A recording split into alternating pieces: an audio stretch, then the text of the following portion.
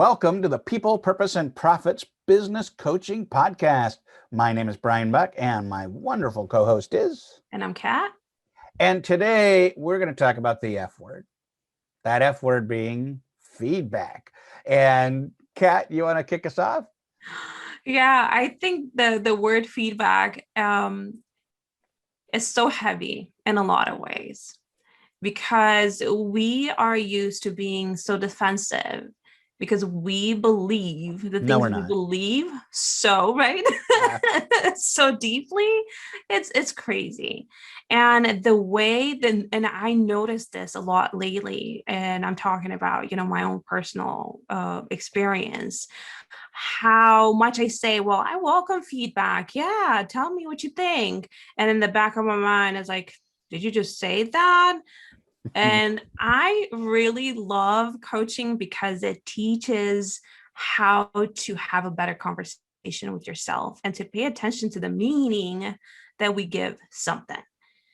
And as much as I really, struggle with feedback in a lot of ways because, I make it mean, well, I'm not good at that, or they don't see me as valuable. And not just me, like this is a pattern that I notice with a lot of coaches and entrepreneurs, is when we start welcoming it, that's really when growth happens, because we're bypassing the things that have kept us, stuck. But I really do believe, and especially as a coach, there is a right way and a wrong way of giving feedback. Because if I sit there and I attack who you are or who I think you are, then it's not going to be received. And then if I'm over here just, telling you all the time, oh, you're so good, you're so great, it doesn't really register. And it really takes me back to the interview that we did with Jamie, and how to formulate a feedback that is not only constructive, but is received. Right. So I can't wait to hear your thoughts on this. Yeah, I actually have quite a few because it's one of the things that I do work with businesses on in leadership. Feedback is very important. I think one of the pieces that I challenge leaders on is, why should they listen to your feedback outside of your title? And what that means is, just like coaching, we never want to coach with presumption, but with permission. And I've seen so many leaders who say, my roles is I'm going to give you the feedback, I'm going to give it to you straight. But I had a situation when I was in the corporate world, and it was fascinating how I was connecting really well with this internal client, meeting their needs, listening to some of the feedback on how I can better meet their needs. And then I had a manager come in and give me totally random feedback or advice. And they never talked to the client. They never observed me with the client. They were just, hey, this is what you ought to do. And I thought, based off of what? I'm basing it off of the customer. I'm basing it off, I'm making those adjustments. And I think so often, especially in the world when people see themselves as leader, as coach, they feel like they always need to be coaching, but they aren't always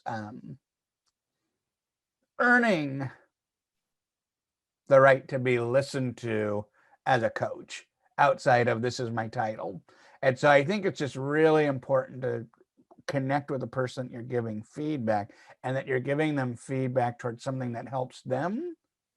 Or if it is dramatically like a performance issue, you need to give that kind of feedback as well. But it's really important to really understand, what are they trying to accomplish, the person you're giving feedback to, and is the feedback helping towards that? Or are you giving feedback because you want to feel important? Right. So and asking for permission too, right? Yep. When you're giving feedback, because often I think because of, well, at least the way I was raised, is when someone is in authority, it almost becomes their right to give you feedback. And if you look at children, they don't really like, care about that unless they're scared. Right. And, that's definitely not the place you want to come from when you're helping someone out.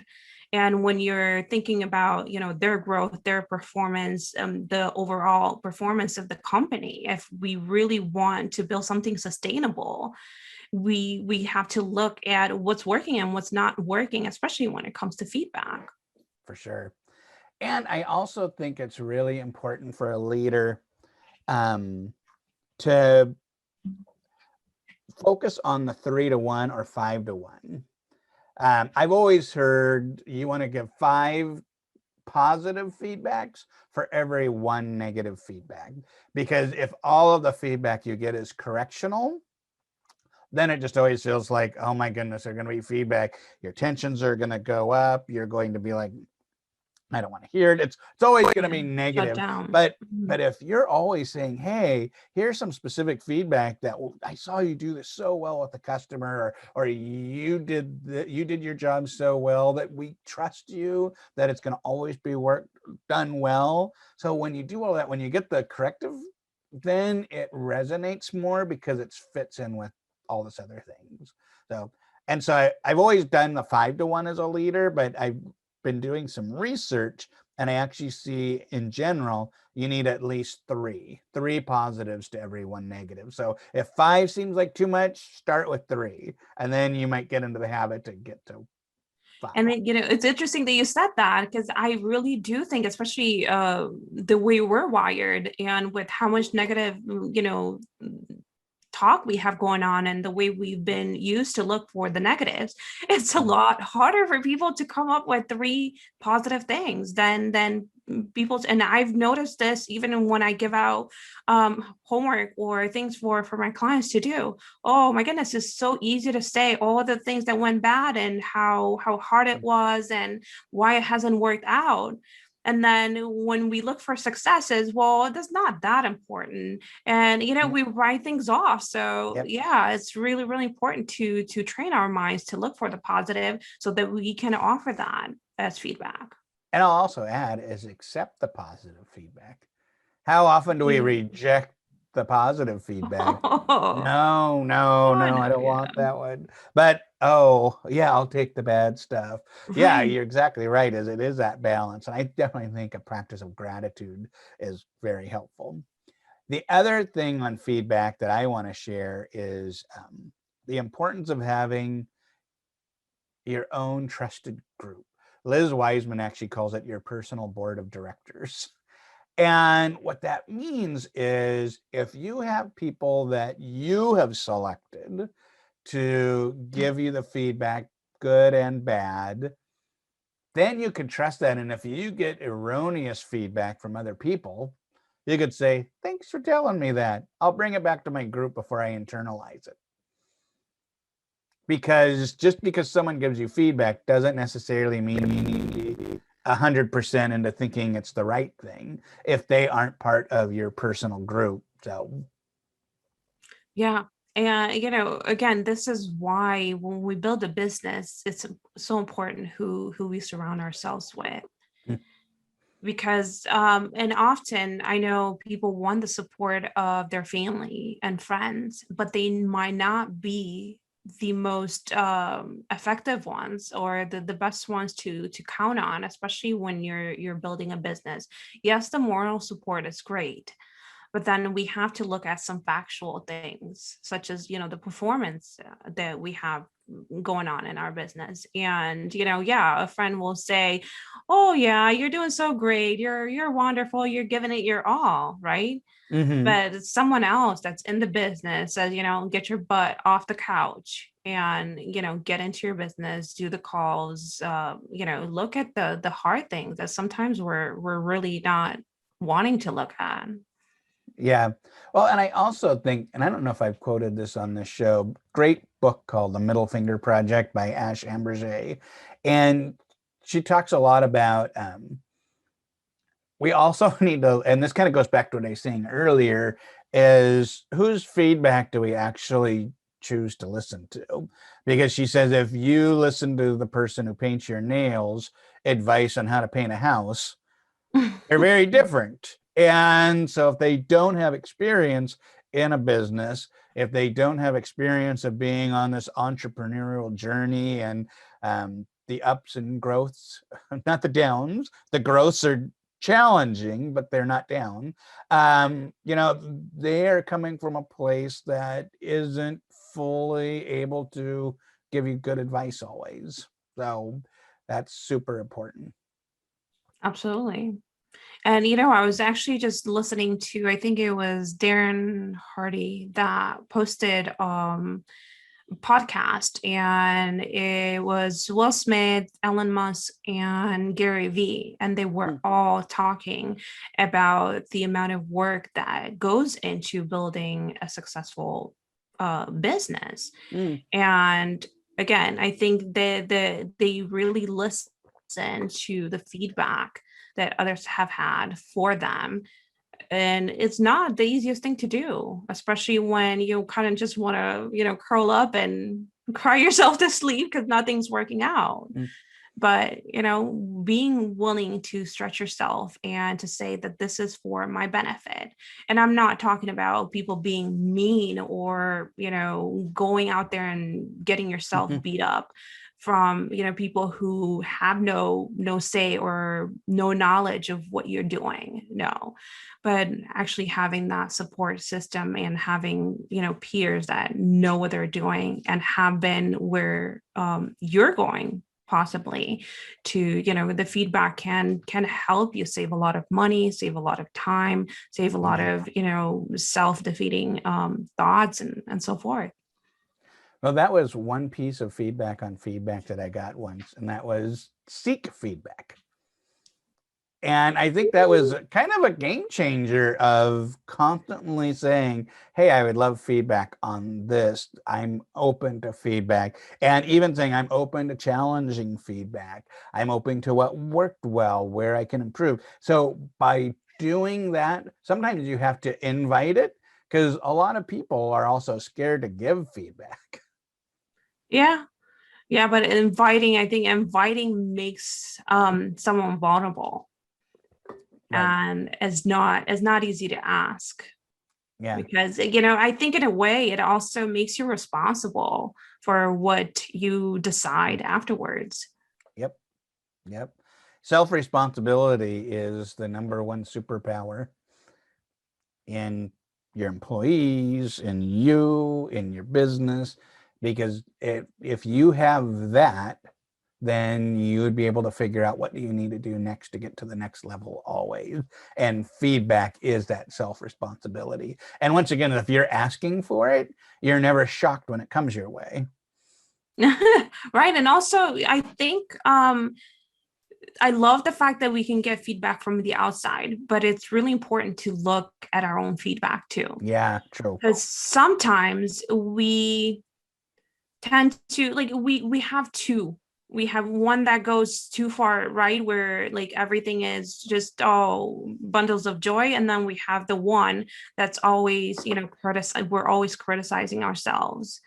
And from my experience, especially with coaches, is that we tend to be very, very, very hard on ourselves and hardly ever look at facts. As in, for example, if I say, well, I only made $2,000 this month, I didn't really do good, right? But then if you look at the facts, you've been on several calls, you've posted a lot, you've networked with people, you've created content, you've served your clients, and that, you know what I mean? So when we put things down on paper and we see that we actually have done a lot of things, yes, the number might not reflect what our goal was, but we have done much more than our mind wants us to believe. So Yeah. it's Well, really especially when important. you think about the activity we do in the next 30 days, we will reap in the next 90 days. So yes, maybe this month was only 2,000, but because you have kind of laid out your funnels, built the relationships, you know, people need 5 or 6 conversations before they turn and purchase. The fact that you made 3 of those this month mean that you'll probably have a higher next month or 2 months from now. So yeah, I think the other piece is how do we look at things from that time perspective? We kind of tend to look at ourselves only in the current without seeing the pattern or where we're going, and seeing the investments that you have made. Well said. I love that. Yeah, absolutely. And I think every action, every thought too, our thoughts are investments. And, we might have to give ourselves some feedback on the thoughts we have. Yeah. So, Highly recommend this book called Positive Intelligence.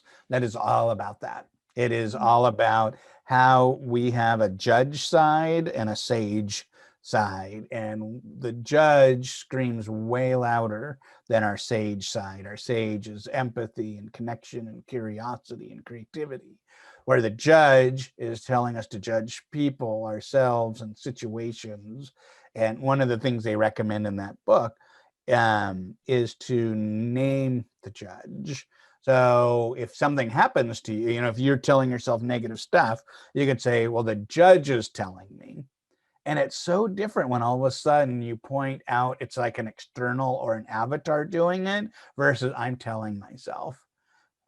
So it's just a slight little thing, but it it's really is, powerful. it's very powerful. So And the simple things like that, this is why coaching and what we're doing is so powerful, because a little shift like that can dramatically change someone's life and someone's performance, and even the way they talk to themselves, because oftentimes we are so attached to the thoughts, and we believe them because that's the conversation that's happened in our heads for many years.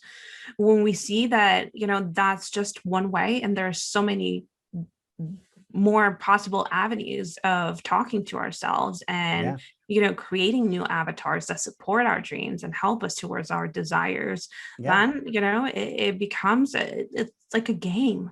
It becomes something that we look forward to, and something that we get to create, become the authors and the writers of our own narrative.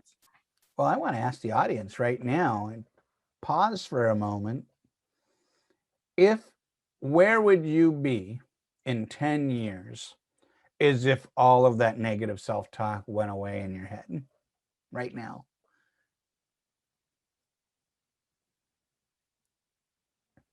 Where would you have been now if you had that kind of help 10 years ago? I think everybody would be, say, drastically farther. And the nice thing is you don't need to wait. You can get that help now. You can start to get the framework and the training now. So that way, that isn't something that holds you back any longer. That's something Kat and I both specialize in helping you, helping your team. How much farther would your team be if they were fully engaged? They're fully engaged means they're more productive.